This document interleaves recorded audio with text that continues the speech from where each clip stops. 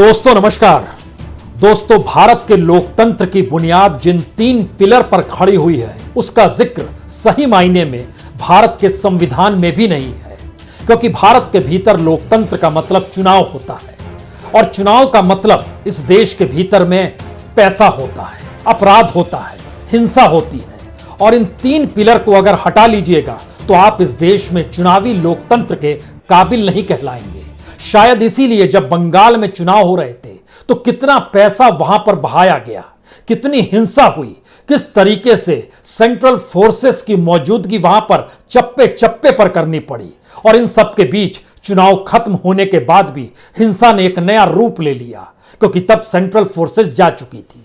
क्या यह एक नजरिया लोकतंत्र का है, या फिर एक दूसरा नजरिया जो अब उत्तर प्रदेश में नजर आ रहा है, जहां पर आप उस बूथ तक नहीं पहुंच पाएंगे जहां पर वोट डालना है, जहां पर पर्चा भरना है और जिस अधिकारी को वो पर्चा सौंपना है वहां तक पहुंचना मुश्किल है। हो सकता है अगर आप अपना नामांकन भरकर जा रहे हो तो पहले या तो वो दस्तावेज फाड़ दिए जाए या फिर आपको अगवा कर लिया जाए, वह भी बंदूक की नोक पर।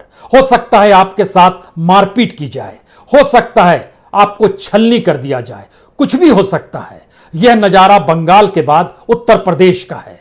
लेकिन जिक्र इसी बात का है कि आखिर इन चुनावों में कितना पैसा, कितना अपराध, कितनी हिंसा हो रही है। तो क्या लोकतंत्र का मतलब यही है? और अगर लोकतंत्र का मतलब यही है, वह भी बंगाल और बिहार? जी नहीं। भारत के भीतर में चुनावी राजनीति लोगों की रगों में दौड़ती है, और खास तौर से वो बंगाल हो, उत्तर प्रदेश हो, बिहार हो, या फिर वैसे पिछड़े इलाके जहां पर कोई भी इंफ्रास्ट्रक्चर होता नहीं है। सारे इंफ्रास्ट्रक्चर राजनीति की गलियारों में घूमते फिरते रहते हैं, और जिसे जिस इंफ्रास्ट्रक्चर का लाभ लेना हो वह उस सियासी गलियों में घूमकर सत्ता के सामने नतमस्तक होता है, और सत्ता मेल मिलाती है कि उसकी जाति से सामने वाला जो मांग रहा है वो जाति फिट बैठती है या नहीं, उसके जरिए पैसे की उगाही कितनी हो सकती है। यह स्थिति भारत के लोकतंत्र की ऐसी है जहां आप कह सकते हैं कि वाकई भारत के भीतर चुनावी राजनीति ने इस देश की पूरे के पूरे सिस्टम को सड़ा दिया है।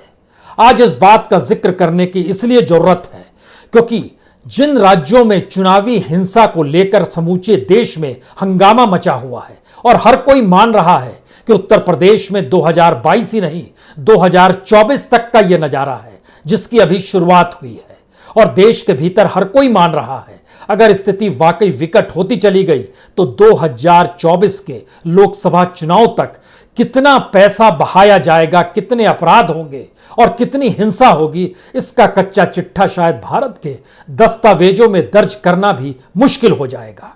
आप कहेंगे कुछ बड़बोलापन है इसमें, आप सोचेंगे इतनी हिंसा होती नहीं है, इतना पैसा खर्च होता नहीं है।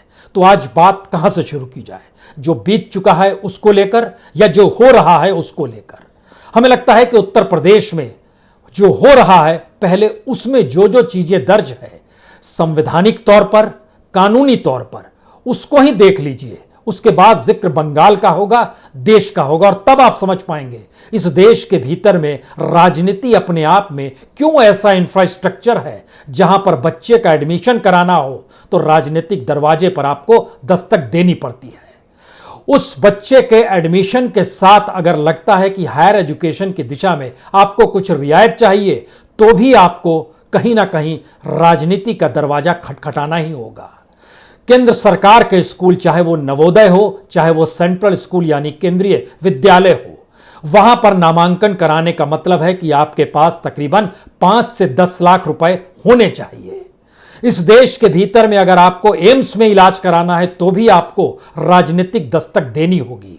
जिला अस्पतालों में अगर ऑपरेशन की डेट आपको नहीं मिलती है तो भी आपको दस्तक देनी पड़ेगी। यानी सवाल सिर्फ रोजगार का नहीं है, बल्कि उस सिस्टम का है जिस सिस्टम की सारी नब्ज पर इस देश में सत्ताधारियों ने अपनी उंगलियां से दबा दिया है उसे, और उन उंगलियों के पास आप रेंगते हुए पहुंचते हैं और कहते हैं मेरा यह काम हो जाए तो बहुत भला हो। यानी इस देश में बतौर नागरिक कोई ऐसा सिस्टम नागरिकों के लिए बनाया ही नहीं गया जिसमें राजनीतिक तौर पर दखलंदाजी ना होती हो। तो ऐसे में चुनाव के वक्त जिसकी पूंजी लगती है वो बाद में कमाता है, जो अपराध करता है वो बाद में अपराध मुक्त हो जाता है, जो हिंसा करता है उसके ऊपर कोई केस दर्ज नहीं होता है। पश्चिम बंगाल के चुनाव में 250 करोड़ रुपए से ज्यादा की अवैध मादक द्रव्य, कैश, गोल्ड सब कुछ जब्त किए गए, लेकिन एक व्यक्ति को भी नहीं पकड़ा गया जिसे कोई सजा हो पाए।